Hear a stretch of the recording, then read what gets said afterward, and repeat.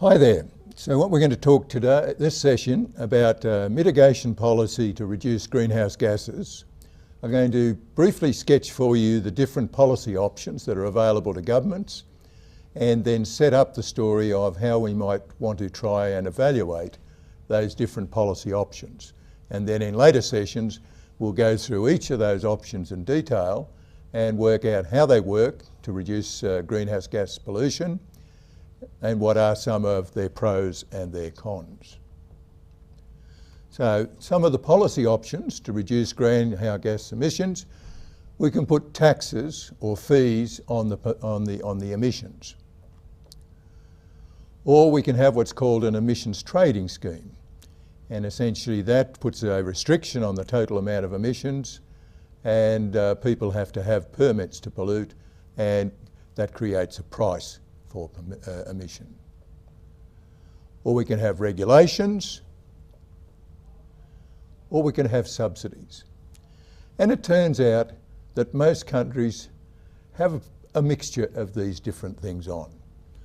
And we'll look at some of their pros and cons as we work our way through this session. So first, let's talk about taxes on emissions. So we then have to make a choice of what are we actually going to tax? Remember on the previous session, we talked about greenhouse gas emissions could be caused by electricity generation, by transport, by agriculture. So what are we going to tax? Every type of pollution permit? That would be desirable, but in reality we find all countries make lots of exemptions. They only tax some of the polluters, and we'll ask ourselves why later on. We then have to decide the tax rate. Is it going to be $5 per tonne of carbon dioxide, or $10, or $20, or some other number? And of course it's a type of extra tax revenue for the government. And so an interesting question in this policy is, what are we going to do with that revenue windfall? To give you an example, Australia in July 2012 introduced a carbon tax at $23 per tonne of carbon dioxide equivalent, but only applied to about 60% of the emissions. It mainly fell on the generation of electricity.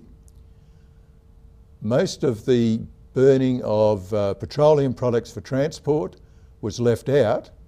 The argument there was that we already had an excise tax on petroleum, but I think there was probably some revenue reasons, political reasons for that. And agriculture, no country has really yet worked out how to put a tax on agriculture, because there are thousands of farmers and we don't really know how to measure the amount of pollution by each sheep or cow. So that's the reason why we're down to a relatively small number. And the government used their revenue windfall, it turned out to be about $8 billion a year, and returned some of that to households and some of that to other businesses. A second set of policy instruments we might look at is what's called an emissions trading scheme. And this is essentially the model that has been used by the Europeans, but it also was used much earlier by the Americans on a sulfur dioxide, another kind of pollution.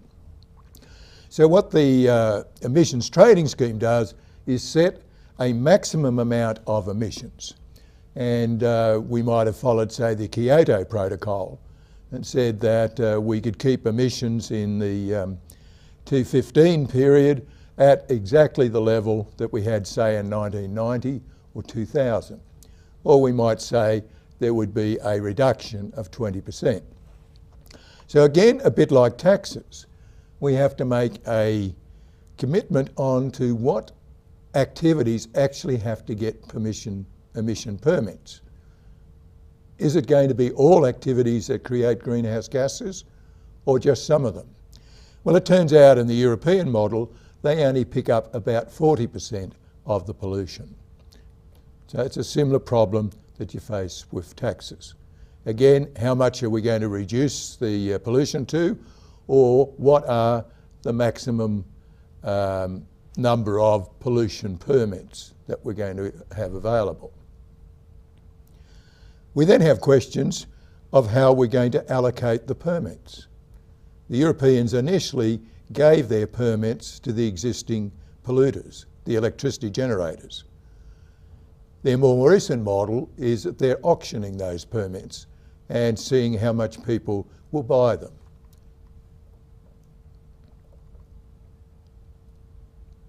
And again, if they were to auction the permits, there's a question of what you would do with that revenue. So in that sense, they can look a bit like a carbon tax.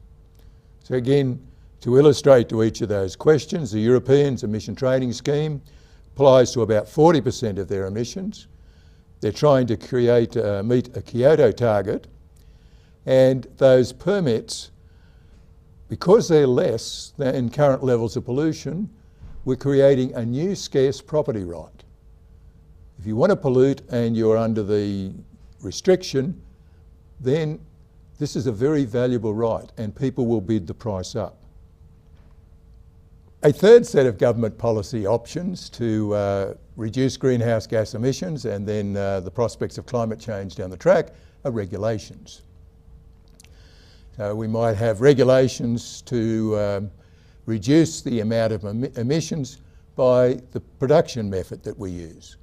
So we could say, as we are in Australia, that by 2020 we expect that at least 20% of our electricity be produced from renewables, such as solar, wind and hydro.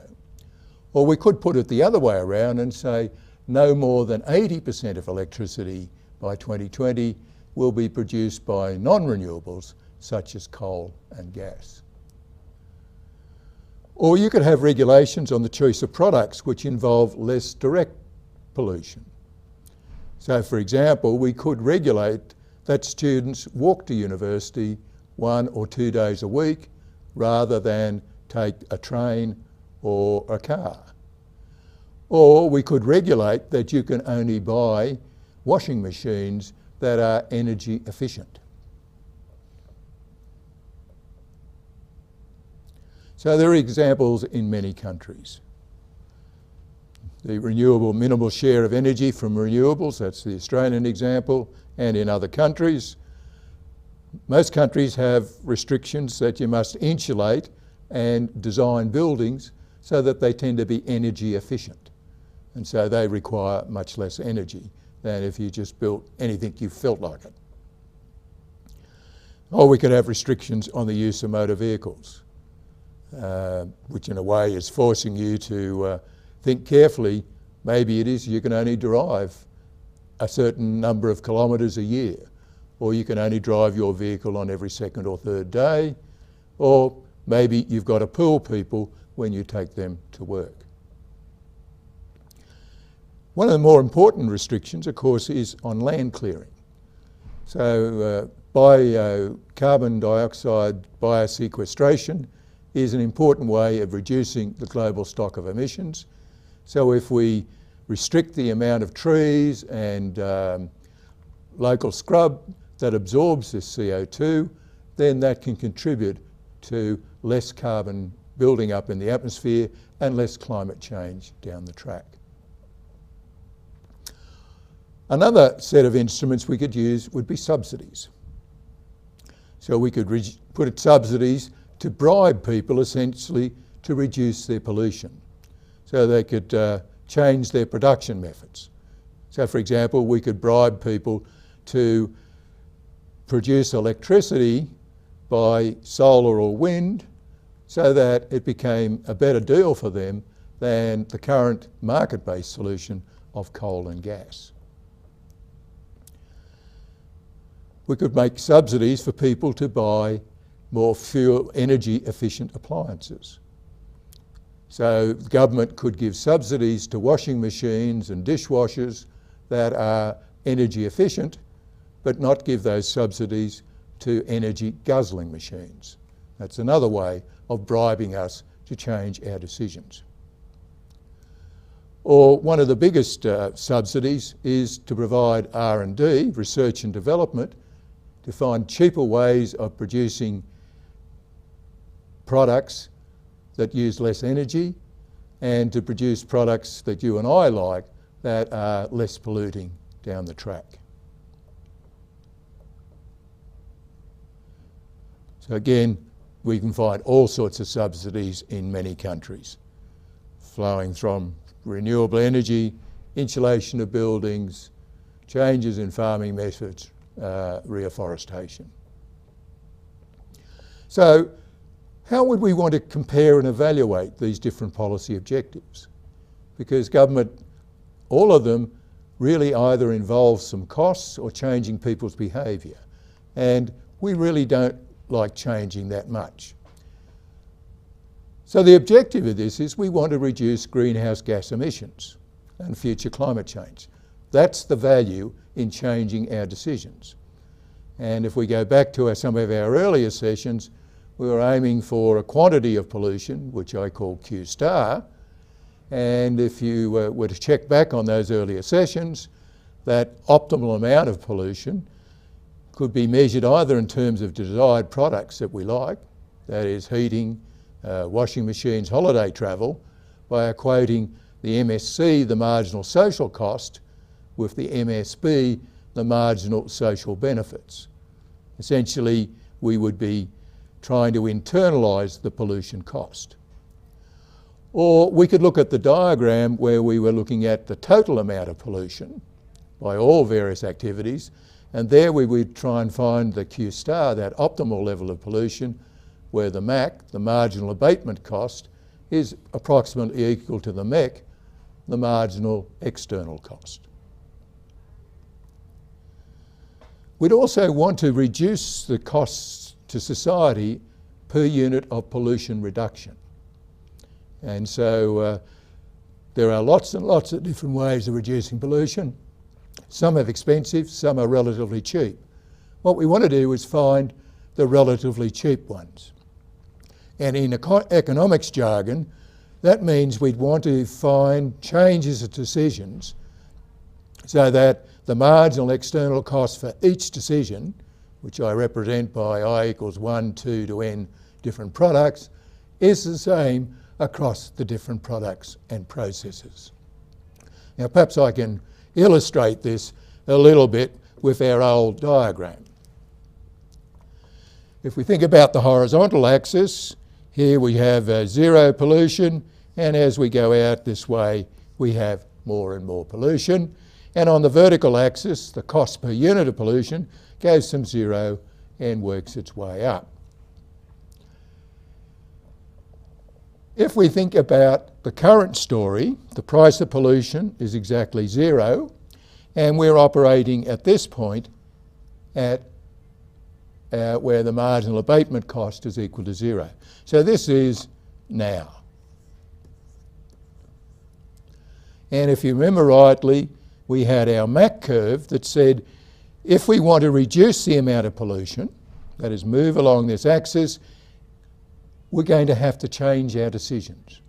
We're going to have to replace cheap ways of producing electricity, say by coal, with more expensive ways such as gas and ultimately renewables.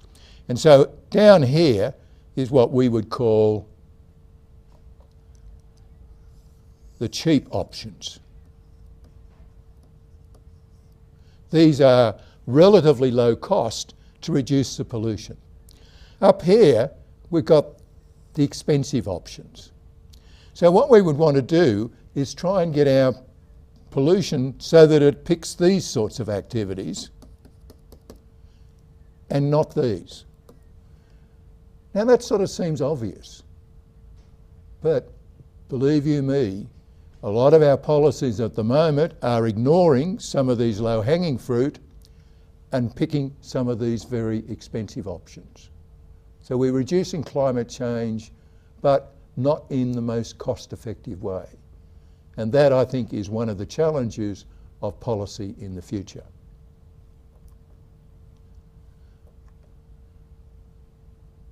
Now, we also have some other mitigation policy objectives. It's desirable to have a simple system with low costs to government and the private sector. And to cut a long story short, that's really why agriculture is now left out of the system. We don't really know how to handle those thousands or millions of farmers. We don't really know how to measure the amount of methane that's produced by individual sheep and cattle, and we've left them out. Hopefully we'll get on top of that down the track. And finally, we need to consider redistribution. Who wins and who loses out of this game? We need to think about different households, about different businesses, about governments, their tax revenue, or if they're paying subsidies. And the truth of the matter is, mitigating or reducing climate change will involve some winners and some losers. So even there's a net society gain, there will be some winners and losers. And the politics is, you've got to worry about the losers. And part of our analysis in the following sessions is not only to get the desirable levels of pollution, the least cost ways of doing it, but also getting a picture of who wins and who loses and how we might run the political debate to actually get some action.